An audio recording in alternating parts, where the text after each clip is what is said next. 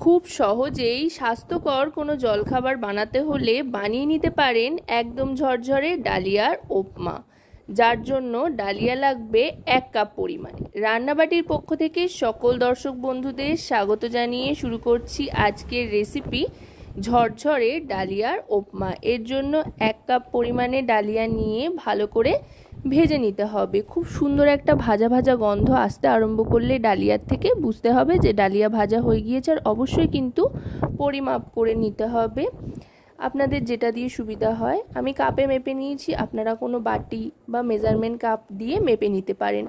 যেহেতু ঝরঝরে করে বানাতে হবে তাই অবশ্যই কিন্তু পরিমাপটা করে নিতে হবে, তাতে জল দিয়ে সেদ্ধ করার সময় সুবিধা হবে। এবার ডালিয়াটা ভেজে নিয়ে একটা পাত্রের মধ্যে ঢেলে নিলাম। এবার এই ভাজা ডালিয়াটাকে জল দিয়ে ভালো করে ধুয়ে জলে একটু ভিজিয়ে নিয়ে ঝরিয়ে রাখতে হবে। যতক্ষণে ডালিয়াটা ভালো করে ভিজিয়ে ঝরিয়ে রাখবো ততক্ষণে এর জন্য প্রয়োজনীয় সবজিগুলো তৈরি করে নেওয়া যাবে। এটা কিন্তু একটু সময় লাগবে, মোটামুটি 5 থেকে 10 মিনিট মতো ডালিয়াটা ভিজিয়ে রাখতে হবে, তাতে করে খুব সুন্দর নরম হবে। এবার এটা ঢাকনা চাপা দিয়ে দেব। ঢাকনা চাপা দিয়ে রেস্টে রেখে এবার এদিকে ডালিয়া তৈরির প্রস্তুতি করে নেব। এর জন্য প্রথমেই কড়াইতে সাদা তেলে সর্ষে ফোড়ন দিয়ে দিয়েছি। সর্ষেটা দেওয়ার পর দিয়ে দিচ্ছি বেশ খানিকটা চিনেবাদামটা দিয়ে ভালো করে ভেজে নেব। চিনেবাদামটা বেশ একটু ভাজা ভাজা হয়ে আসলে দিয়ে দেব কারি পাতাটা পরে দিচ্ছি, কারণ কি না কারি পাতা প্রথমেই গরম তেলে দিয়ে দিলে প্রচণ্ড ছিটকোয়, এতেও ছিটকবে তবে পরিমাণে একটু কম আর কি। এই যা, এবার দিয়ে দিচ্ছি একদম ছোট ছোট টুকরো করে কেটে রাখা আলু। এই রেসিপিটা কিন্তু খুব কম সময়ে তৈরিও হয়ে যায়, পেটও ভরায়, স্বাস্থ্যকরও বটে। টিফিন হিসেবেও কিন্তু এর কোনো জুড়ি নেই, খেতে অসম্ভব সুন্দর হয় আর স্বাস্থ্যকরও বটে। এবার আলুটা ভালো করে ভেজে নিচ্ছি। আলুটা একটু লালচে রং আসতে শুরু করলে গ্যাসের ফ্লেমটা মিডিয়াম টু লোতে রেখে দিয়ে দেব আদার কিমা।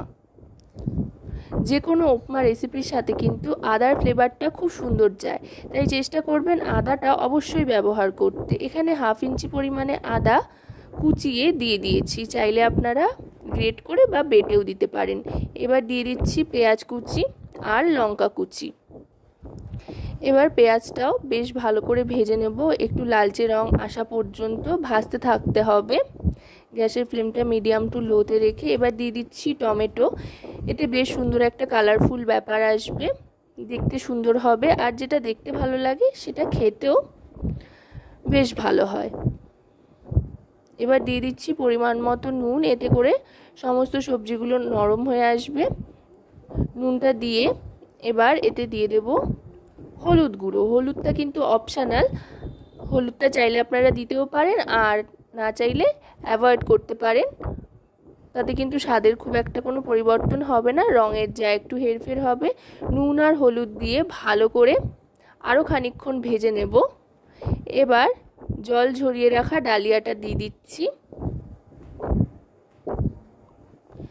ডালিয়াটা দিয়ে এবার ভালো করে মিশিয়ে নেব, এতে করে ডালিয়াটা আরও একটু ভাজা ভাজা হয়ে যাবে। আমরা তো প্রায় সময় ডালিয়ার খিচুড়ি বানিয়ে খেয়ে থাকি। ডালিয়ার খিচুড়ির রেসিপিও আমার চ্যানেলে রয়েছে, চাইলে আপনারা ডেসক্রিপশন বক্স থেকে দেখে নিতে পারেন, আমি লিঙ্কটা দিয়ে দেব। তবে এভাবেও কিন্তু একেবারে ঝরঝরে করে বানিয়ে নিতে পারেন, খেতে দারুণ লাগে। এবার দিয়ে দিচ্ছি জল।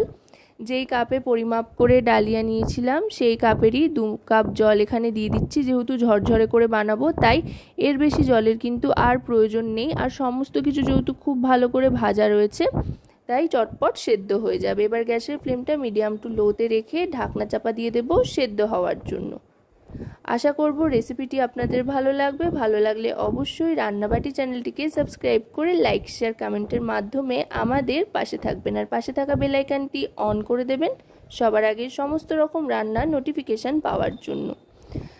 3 থেকে 4 মিনিট বাদে ঢাকনাটা সরিয়ে নিয়ে লো ফ্লেমে আরও কিছুক্ষণ নাড়াচাড়া করে নিয়ে দিয়ে দিচ্ছি পরিমাণ মতো চিনি। চিনিটা কিন্তু অবশ্যই শেষে দেবেন, তাতে করে টেস্টটাও বাড়বে। আর সমস্ত কিছু সেদ্ধ হয়ে যাওয়ার পর চিনি দিলে কিন্তু সবজি সেদ্ধ হতেও কোনো রকমের সমস্যা থাকে না। চিনিটা দিয়ে ভালো করে মিশিয়ে নিয়ে 1 মিনিট মতো স্ট্যান্ডিং টাইমে রেখে সার্ভ করে দিচ্ছি। আশা করব রেসিপিটি আপনাদের ভালো লাগবে। আর রেসিপিটা কেমন লাগলো তার জন্য কিন্তু অবশ্যই বাড়িতে ট্রাই করে দেখতে হবে আর আমাকে কমেন্টের মাধ্যমে জানাতে হবে।